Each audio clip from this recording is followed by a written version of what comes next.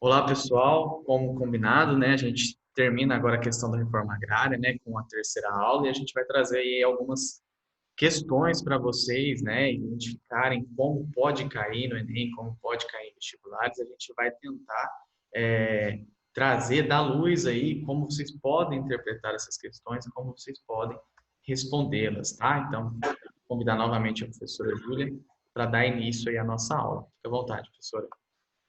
Obrigada, professor. Então, vamos começar aqui com uma questão que foi feita em 2013. Essa questão é de verdadeiro ou falso, basicamente, então vamos lá. Aqui tem um textinho introdutório que fala: no Brasil, as questões relacionadas à reforma agrária e à terra são antigas e bastante complexas, envolvendo interesses diversos em um constante cenário de conflitos. Analise as seguintes afirmações a respeito da reforma agrária no Brasil. Então, vamos lá, ó. O modelo de reforma agrária desenvolvido no Brasil favorece apenas aos grandes produtores rurais e atividade agroindustrial.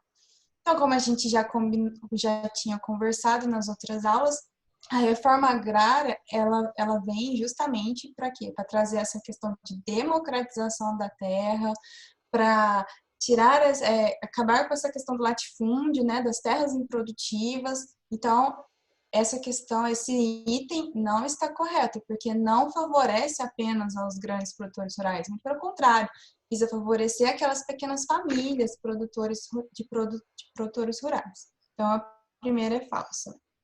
O segundo item: apesar das lacunas, atualmente o modelo de reforma agrária brasileiro tem buscado associar viabilidade econômica, sustentabilidade ambiental e desenvolvimento territorial.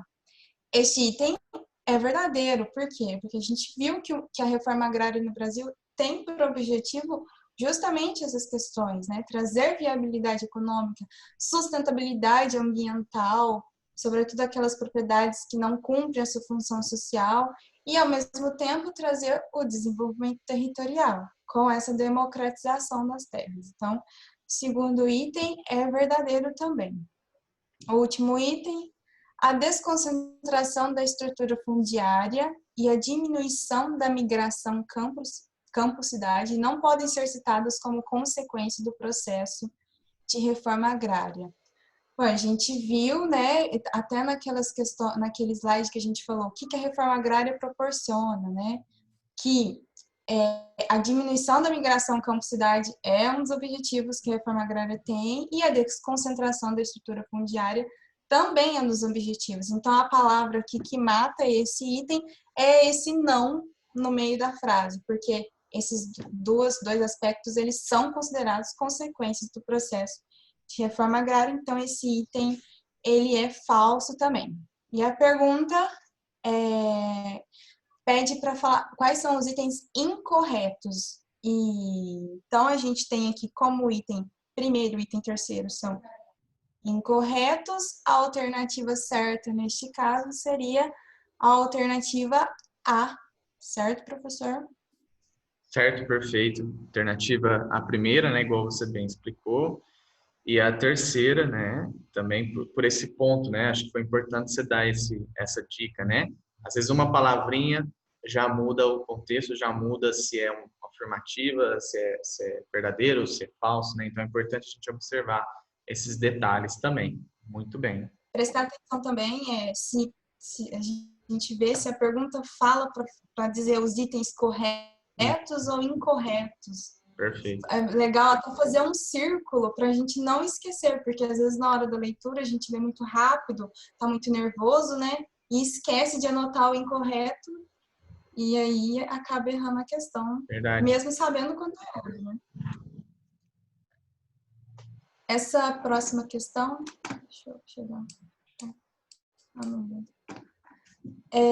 Eu não estou conseguindo ler toda a questão, professor, aqui no slide, então eu vou ler Quer mais que ou eu menos leia? aqui. Ou você?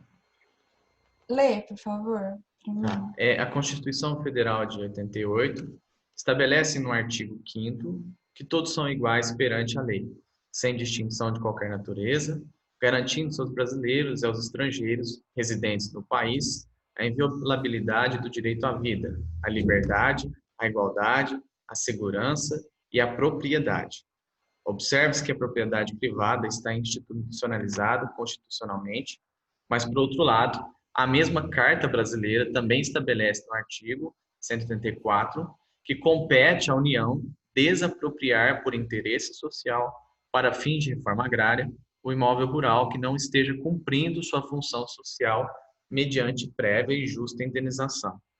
Então, o exemplo da propriedade privada, como uma das instituições fundamentais de nossa sociedade, demonstra que as instituições em geral, e aí temos as alternativas, né? Sim. Aí as alternativas, elas trazem que, letra A, são estatutos jurídicos imutáveis e definitivos. Olha, para analisar essa questão, a gente tem que entender. Essa questão, inclusive, vou falar, é de um simulado da escola Anglo que teve. Esses estatutos jurídicos da reforma agrária, da propriedade privada, né, eles não são imutáveis, né? A gente não tem no direito algo que é imutável, pelo contrário, né? Os institutos, eles têm que se adaptar ao que é a dinâmica social que a gente tem. Então, quando vocês veem uma palavra assim, imutável, definitivo, né? Palavras que são de um caráter assim tão forte, né? A gente podem ficar com suspeita porque não é bem assim. A letra B são práticas atreladas às relações de trabalho. Também não é a alternativa correta, porque aqui a gente está falando o que trouxe, né? Trouxe o artigo 5º, questão de igualdade, o parágrafo 2º trouxe uma questão de propriedade privada, então não está relacionada a relações de trabalho essa questão. São costumes de interesses das classes dominantes? Também não, porque a reforma agrária, ela não é de interesse da classe dominante, né? Muito pelo contrário, a gente tenta, com a reforma agrária, olhar para aquele que, entre aspas, está excluído do acesso à terra, né? Então, também não é. Podem sofrer transformações de acordo com a dinâmica social? Essa alternativa é justamente o que eu falei.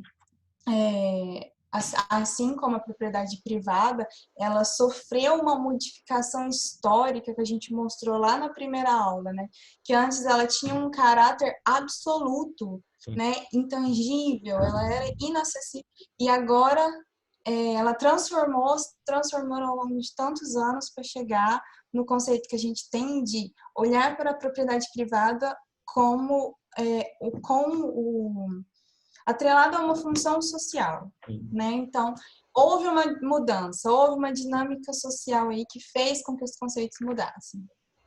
E a última, só se mantém válidas promovendo o bem comum, também não é a alternativa correta, então a alternativa certa é a alternativa D. Essa questão é um pouco mais complicada, traz uns conceitos de direito, né? Mas o Enem gosta disso também, né, professor? Não, é verdade, né? Então a gente tem que tentar observar as palavras, né? Tem algumas palavras aí que ajudam a gente a compreender, por exemplo, são costumes de interesse das classes dominantes, né?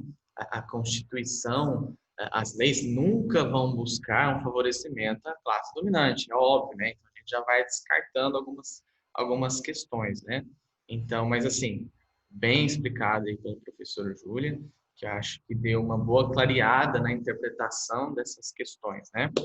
Então, pessoal, a gente finaliza aqui com essas duas questões. Qualquer dúvida, vocês podem entrar em contato comigo. Se quiserem entrar em contato com a professora Júlia também, entre em contato comigo, que eu passo o contato dela. Agradecê-la novamente pela participação nessas 3 aulas. Com certeza, contribuíram muito aí, tanto para o aprendizado nosso em geral, mas para vocês também.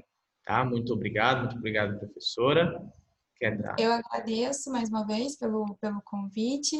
Foi uma experiência muito boa para mim estar aqui, poder compartilhar um pouquinho com vocês, né, de conhecimento sobre reforma agrária. Como o professor falou, qualquer dúvida que vocês tiverem, podem entrar em contato comigo. Inclusive, se vocês quiserem saber um pouco mais sobre a carreira do direito, estão na dúvida se seguem ou não, podem entrar em contato comigo também, que a gente conversa, bate um papo legal sobre. Excelente. Obrigado, professora, pela disponibilidade.